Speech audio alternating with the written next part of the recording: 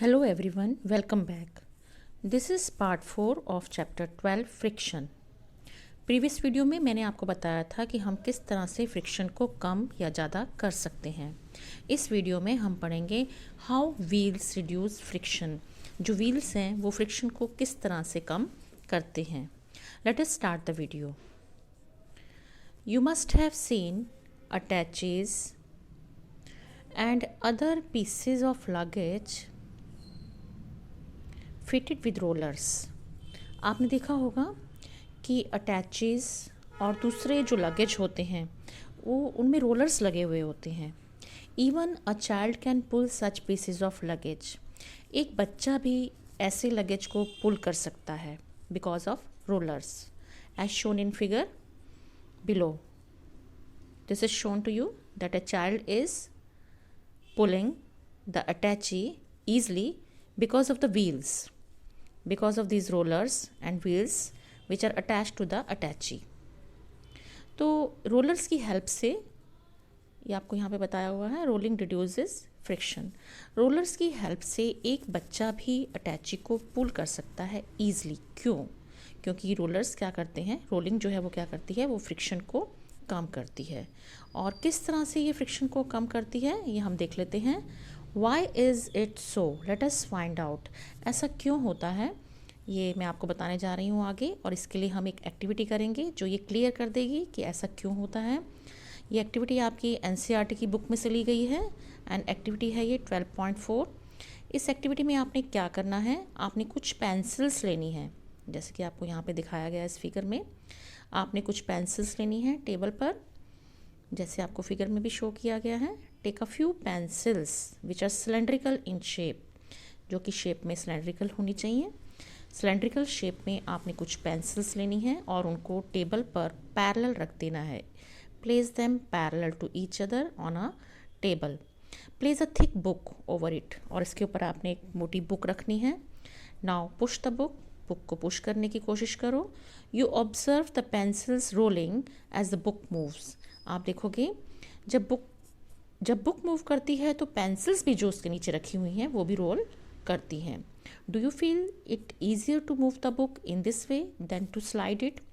आपको नहीं लगता कि इस तरह से पेंसिल्स के रोलर्स बना के बुक को मूव करना इजी होता है, जबकि वैसे हमें बुक को जो है वो स्लाइड करना पड़े तो वो हमें डिफ़िकल्ट लगता है। तो do you think that the resistance to the motion of the book has been reduced? तो इसका मतलब क्या हुआ कि जो बुक पे ऑपोजिट फोर्स लग रहा था रोलर्स लगाने से, पेंसिल के रोलर्स बुक के नीचे रखने से, वो क्या हो गया है, वो कम हो गया है। तो उसको बुक जो है वो ईज़िली जो है वो उस फ्रिक्शन को रिड्यूस करते हुए ईज़िली जो है वो मूव कर सकती है with the help of rollers. Have you seen heavy machineries being moved by placing blocks under it?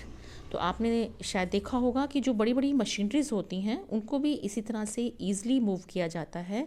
उनके नीचे लॉग्स के रोलर्स बना के, जो लॉग्स उसके नीचे रख दिए जाते हैं, जिससे कि फ्रिक्शन जो है वो रिड्यूस हो जाता है और मशीनरी जो है वो ईज़िली जो है वो मूव की जा सकती है। तो आपको ये फिगर में बताया गया है कि किस तरह से पेंसिल्स को सेट किया गया है बिलो द बुक, और उसके ऊपर एक थिक बुक रखी गई है एज शोन इन फिगर। और with the help of these rollers, ये जो पेंसिल के हमने रोलर्स बना दिए हैं, इनकी हेल्प से बुक को टेबल पर मूव करना इजी होता है। और अगर हम इसे स्लाइड करने की कोशिश करते हैं तो वो हमें डिफ़िकल्ट लगेगा, लेकिन रोलर्स रख देंगे तो बुक को मूव करना ईजी हो जाएगा, क्योंकि रोलर्स क्या करते हैं, दे रिड्यूस फ्रिक्शन, वो फ्रिक्शन को कम कर देते हैं और बुक ईजिली मूव हो जाती है। तो ये आपकी एक्टिविटी थी एनसीईआरटी की बुक की, motion of the book on rollers. तो इसका मतलब एक तीसरे टाइप का फ्रिक्शन हम यहाँ पे पढ़ रहे हैं, जिसको हम कहेंगे रोलिंग फ्रिक्शन। पहले दो फ्रिक्शन हम प्रीवियस वीडियो में कर चुके हैं, और वो कौन कौन से थे? Yes, static friction and sliding friction. अब थर्ड फ्रिक्शन इस वीडियो में हम कवर कर रहे हैं, जिसे हम कहेंगे रोलिंग फ्रिक्शन। तो ये रोलिंग फ्रिक्शन क्या होता है? तो रोलिंग फ्रिक्शन है when one body rolls over the surface of another body, the resistance to its motion is called rolling friction.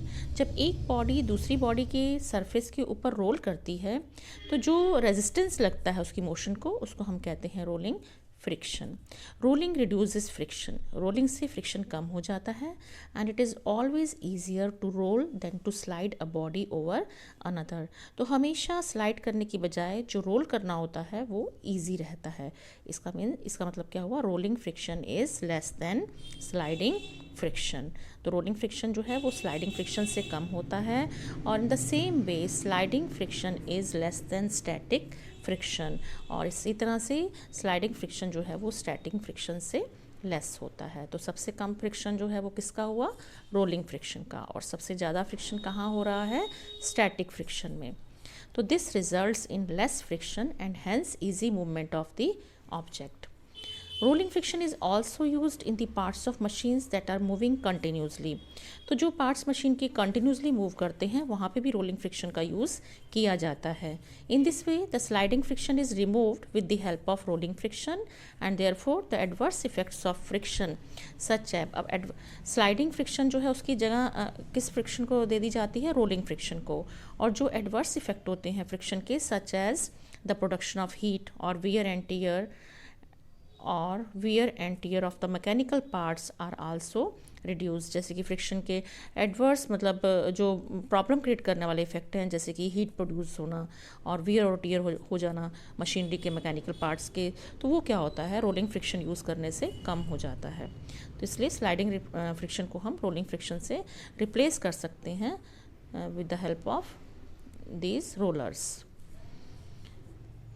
Next है फॉर इंस्टेंस, आपको एग्जांपल दिया हुआ है यहाँ पे, ball bearings are being used in fans and bicycles to reduce friction. तो इसी तरह से फैंस जिसके पार्ट कंटिन्यूसली मूव करते हैं और बाइसाइकिल्स, वहाँ पे क्या यूज़ की जाती है, बॉल बियरिंग्स यूज़ की जाती हैं फ्रिक्शन को कम करने के लिए। एज शोन इन फिगर, आपको बॉल बियरिंग्स दिखाई गई हैं फिगर में। ये बॉल बियरिंग्स होती हैं जो कि फैंस में या बाइसाइकिल में यूज़ होती हैं ताकि फ्रिक्शन को जो है वो कम किया जा सके। नेक्स्ट है फ्लूइड फ्रिक्शन किसे कहते हैं। तो सबसे पहले तो फ्लूइड किसे कहते हैं, यहाँ पे जो एयर है, वाटर है और अदर लिक्विड्स हैं, उनको क्या कह देते हैं, कलेक्टिवली आर कॉल्ड फ्लूइड्स। उन्हें हम फ्लूइड कह देते हैं क्योंकि ये फ्लो करते हैं, इसलिए हम इन्हें कह देते हैं fluids. they also exert a frictional force on the object. They also exert a frictional force on the object that travels through them.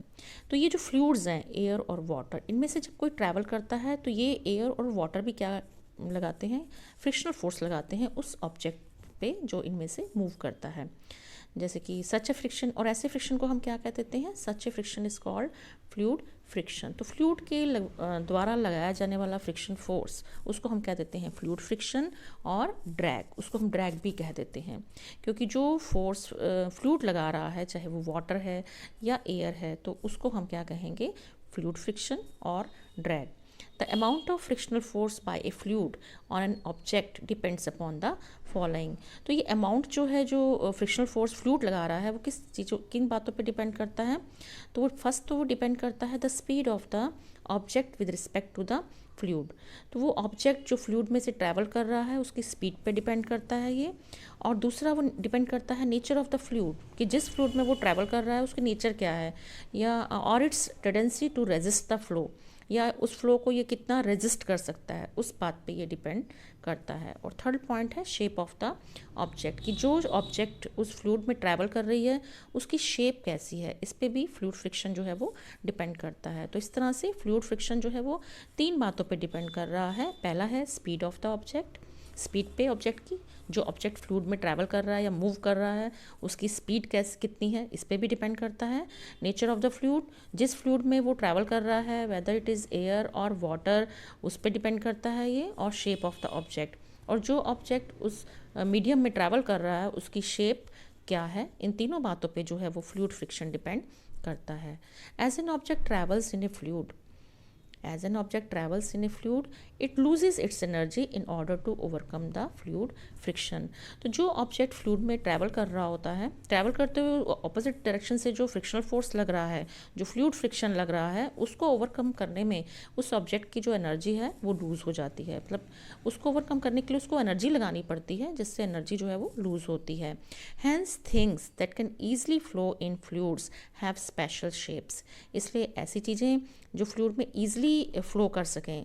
इसके लिए उनकी जो शेप है वो क्या होती है, स्पेशल होती है, ताकि वो ईज़िली जो है वो फ्लूइड में जो है वो फ़्लो कर सकें।